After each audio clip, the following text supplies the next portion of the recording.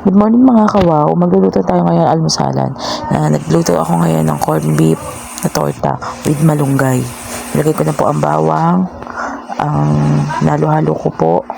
Lagyan ko na rin ng malunggay para mas masustansya po ang ating tortang corned beef.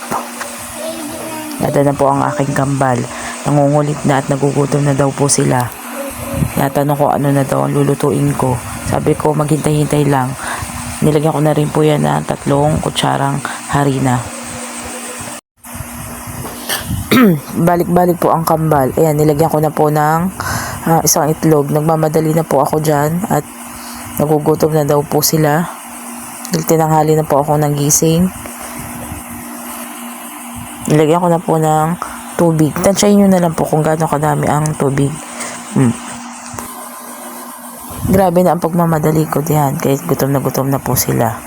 Kaya po ang isa pang kambal nangungulit na kung ano daw bang gagawin ko, kuluto na ba. Nilagyan ko na rin po yan ng baking powder, mga 2 teaspoon na baking powder at iminix ko na po.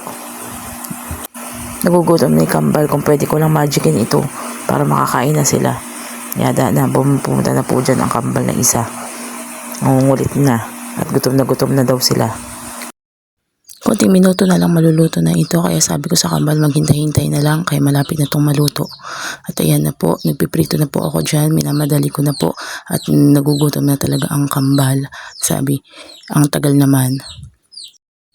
Sabi ko ito na, malapit na, makakakain na kayo, konting tiis na lang.